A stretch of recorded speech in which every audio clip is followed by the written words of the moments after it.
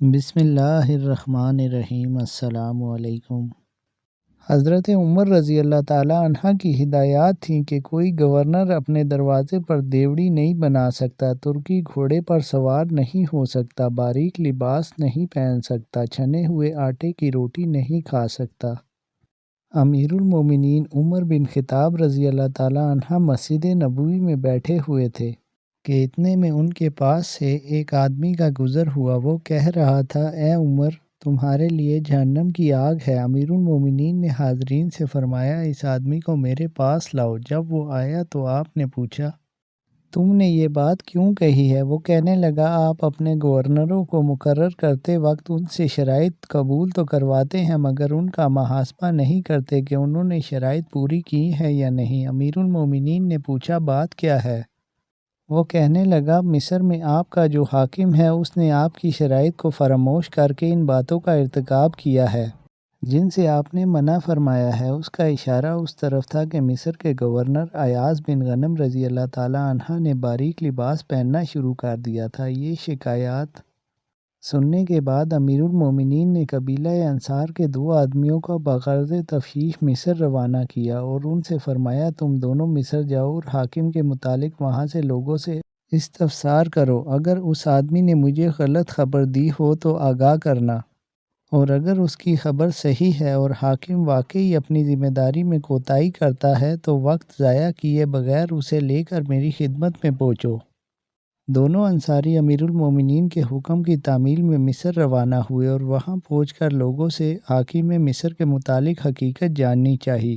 انہیں وہاں وہی خبر ملی جیسے اس شخص نے امیر المومنین سے شکایت کی تھی۔ چنانچہ ان دونوں نے حاکم کے گھر پہنچ کر دروازے پر دستک دی اور اندر آنے کی اجازت طلب کی۔ دربان نے جواب دیا، آج حاکم سے ملنے کی اجازت نہیں ہے۔ دونوں انصاریوں نے کہا، حاکم کو ہمارے سامنے ضرور نکلنا پڑے گا ورنہ ہم ابھی اس کا دروازہ جلا دیں گے۔ اتنے میں ایک انصاری جلدی سے آگ کا شعلہ بھی لے کر آ گیا۔ دربان اندر داخل ہوا اور حاکم مصر کو اس کی خبر دی۔ حاکم گھر سے باہر نکلا تو ان دونوں نے کہا، ہم امیر المومنین کا پیغام لے کر آئے ہیں، تمہیں ہمارے ساتھ چلنا ہوگا۔ حاکم نے کہا، میری ایک ضرورت ہے، تھوڑی دیر کے لیے مہلت دو تاکہ تیاری کر لوں۔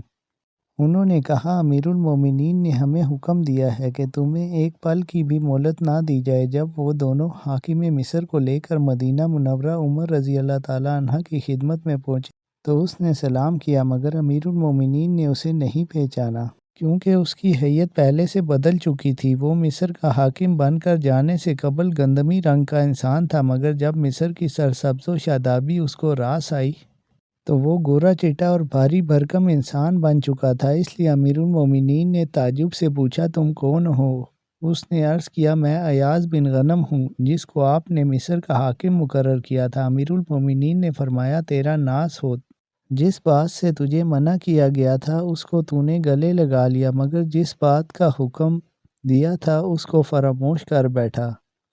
حضرت عمر رضی اللہ تعالیٰ عنہ نے ایاز بن غنم رضی اللہ تعالیٰ عنہ سے فرمایا کہ اچھا، اب تجھے لوگوں پر حکمرانی کا شوق آ گیا ہے، تم نے حکمرانی کو لذت کا ذریعہ بنا لیا ہے۔ فرمایا کہ جناب گورنر، یہ کرتا اتاریں اور بکری کے بالوں کا بنا ہوا جبہ پہنیں۔ آپ کے ذمہ ایک نئی ڈیوٹی لگائی جاتی ہے کہ آج کے بعد آپ بیت المال کی بکریاں چرایا کریں گے۔ پھر امیر المومنین نے بکری کے بالوں سے بنا ہوا لباس، ایک لاٹھی اور صدقے میں آئی ہوئی 300 بکریاں منگوائیں اور فرمایا، یہ لباس زیب تن کرو، میں نے تمہارے باپ کو اس سے بھی ردی لباس پہنے ہوئے دیکھا۔ یہ لاٹھی اٹھاؤ جو تمہارے باپ کی لاٹھی سے کہیں بہتر ہے اور فلاں چرگاہ میں جا کر ان بکریوں کو چراؤ۔ اس وقت سخت گرمی کا زمانہ تھا۔ امیر المومنین نے مزید فرمایا، اور تم راہ گزرنے والوں کو ان بکریوں کا دودھ پینے سے مت روکو، صرف عمر کے گھر والوں کو روکنا، کیونکہ مجھے نہیں معلوم کہ عمر کے گھر والوں نے کبھی صدقے کی بکریوں کے دودھ یا گوشت میں سے کچھ استعمال کیا ہو۔ چنانچہ 6 مہینے تک ایاز بن غنم رضی اللہ تعالیٰ عنہ نے ننگے بدن پر بکری کے بالوں کا جبہ پہن کر بیت المال کی 300 بکریاں چرائیں۔ 6 مہینے گزرنے کے بعد حضرت عمر رضی اللہ تعالیٰ عنہ نے بلا کر پوچھا کہ جناب کچھ مزاج ٹھکانے آئے ہیں؟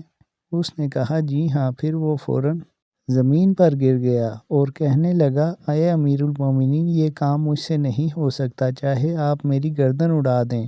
امیر المومنین نے فرمایا اگر میں نے تمہیں گزشتہ منصب پر بحال کر دیا تو پھر تم کس طرح کے آدمی ہوگے؟ وہ کہنے لگا اللہ کی قسم اب اس کے بعد آپ کو وہی خبر پہنچے گی جو آپ پسند کریں گے۔ پھر امیر المومنین نے ایاز بن غنم رضی اللہ تعالیٰ عنہ کو ان کے سابقہ عہدے پر فائز کر دیا۔ چنانچہ اس کے بعد وہ مصر کا ایک مثالی حاکم ہو گیا اور اپنی ذمہ داریاں خوف و تقوی اور اخلاص و للہیت کے ساتھ انجام دینے لگا۔ قادسیہ کے مقام پر جب حق و باطل کا معرکہ شروع ہوا تو حضرت سیدنا عمر فاروق رضی اللہ تعالیٰ عنہ روزانہ مدینہ منورہ سے باہر نکل جاتے اور حضرت سعد بن ابی وقاص رضی اللہ تعالیٰ عنہ کی جانب سے قاصد کا انتظار کرتے۔ جنگ میں فتح ہوتے ہی حضرت سعد بن ابی وقاص رضی اللہ تعالیٰ عنہ نے ایک تیز رفتار گھوڑ سوار کو فتح کی خوشخبری سنانے کے لیے مدینہ منورہ روانہ کیا۔ حضرت سعد بن ابی وقاص رضی اللہ تعالیٰ عنہ نے جس گھوڑ سوار کو مدینہ منورہ روانہ کیا وہ حضرت سیدنا عمر فاروق رضی اللہ تعالیٰ عنہ سے ناواقف تھا۔ گھوڑ سوار جس وقت مدینہ منورہ کی حدود میں داخل ہوا تو حضرت سیدنا عمر فاروق رضی اللہ تعالیٰ عنہ وہیں پر حضرت سعد بن ابی وقاص رضی اللہ تعالیٰ عنہ کی جانب سے کسی قاصد کی آمد کا انتظار کر رہے تھے جو انہیں جنگ کی صورتحال سے آگاہ کرتا۔ جس وقت وہ گھوڑ سوار دھول اڑاتا ہوا مدینہ منورہ کی حدود میں داخل ہوا، آپ رضی اللہ تعالیٰ عنہ نے اس سے دریافت کیا کہ وہ کون ہے؟ اس نے گھوڑا دوڑاتے ہوئے جواب دیا کہ اسے حضرت سعد بن ابی وقاص رضی اللہ تعالیٰ عنہ نے بھیجا ہے۔ حضرت سیدنا عمر فاروق رضی اللہ تعالیٰ عنہ نے اس کے گھوڑے کے ساتھ دوڑتے ہوئے پوچھا کہ سعد نے کیا پیغام بھیجا ہے؟ اس گھوڑ سوار نے کہا کہ لشکر اسلام کو فتح ہو گئی ہے اور ایرانی فوج شکست کھا کر میدان جنگ سے بھاگ گئی ہے۔ آپ رضی اللہ تعالیٰ عنہ مسلسل اس گھوڑ سوار کے ساتھ بھاگ رہے تھے۔ جب آپ اس گھوڑ سوار کے ساتھ شہر کے حدود میں داخل ہوئے تو لوگوں نے آپ رضی اللہ تعالیٰ عنہ کو امیر المومنین کہہ کر مخاطب کیا۔ اس گھوڑ سوار نے جب لوگوں کی زبانی سنا تو گھوڑے سے اتر آیا اور حضرت سیدنا عمر فاروق رضی اللہ تعالیٰ عنہ سے معافی کا طلبگار ہوا۔ آپ رضی اللہ تعالیٰ عنہ نے فرمایا کوئی بات نہیں، تم مجھے معرکے کی تفصیل بتاؤ۔ حضرت سیدنا عمر فاروق رضی اللہ تعالیٰ عنہ قادسیہ کے میدان میں مسلمانوں کی فتح سے بے حد خوش تھے کیونکہ یہ کامیابی مسلمانوں کو 3 زبردست خونی معرکوں کے بعد ملی تھی۔